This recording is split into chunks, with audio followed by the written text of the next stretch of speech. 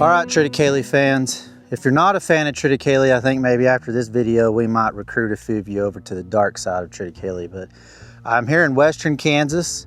This is again another trial that I have of my many trials across the US, and we're here in an irrigated type situation, and that's predominantly our biggest market for western Kansas is the real heavy irrigated guys.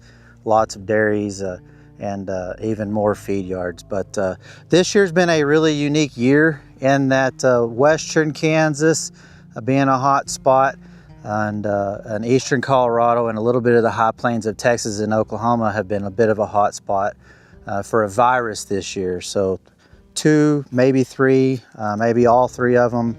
But the virus I'm talking about is the wheat streak, high plains virus, and the Triticum mosaic virus. Those 3 are all vectored by the wheat curl mite. And you can look a lot of information on these, you know, on many websites and get a little more background on them. But essentially, they're a virus that's vectored by the wheat curl mite. The wheat curl mite, you know, over summers or maybe even the early season on volunteer wheat or Triticale, it could, you know, any small grains, and then it kind of rears its ugly head throughout the season, and if it's here, it can really wreak havoc on yield for small grains. I'm going to walk through here, and we're just going to talk about a few of the varieties and why Triticale is so important to this particular virus. I do breed wheats myself. There is a forage wheat market that I go after, so I do some development on wheats. But here we're going to look through here, and we've got just some examples of wheats that are adapted varieties commercialized for this environment. And you kind of look through here, you start seeing a little bit of this streaking effect. Now if you look at this variety, this is a great example. This is a really susceptible variety to wheat streak. Again, could be high plains also. A little hard for me to decipher out in the field without doing any testing. But as we kind of walk through here and start looking at some of these varieties, you know, their infection rates aren't as high on some of the newer lines, but the infection is still there. You kind of walk through here, most of the wheats will have it, but Triticale is not completely resistant in all varieties. All varieties aren't treated the same. So this is an older variety, and you can kind of start seeing through here on this older variety, there is some mosaic action here. There is some wheat streak.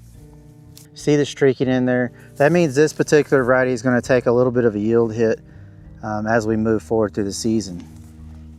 But if you look around my plots, here's just a really large example.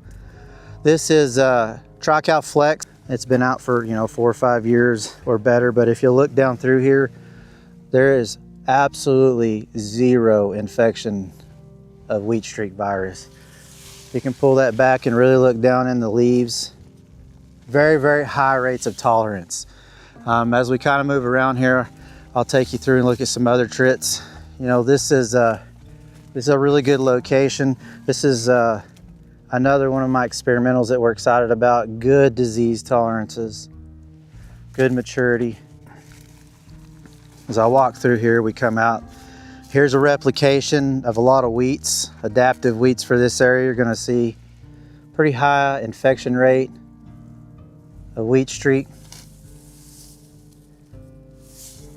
You turn around here, and then we've got, this is TriCal Showtime, super winter hardy, really good forage digestibility components. It's awnless, and you can tell it's real healthy leaves, got a really high tolerance for the virus. So let's talk about the management practices. If you get wheat streak, there's really nothing you can do about it. It's a virus, right? So there's no foliar application of anything that you can put on it to combat or and help the yield. Once it's in your field, you just got to kind of ride it out and see what the overall yield hit's going to be. But if you're growing a lot of small grains in your area, you really need to control your volunteers. If you can see a lot of volunteer in the field, and you either get them plowed up or killed, you can break that green bridge that harbors the wheat curl mite and potentially give you a little bit of an edge for the following season.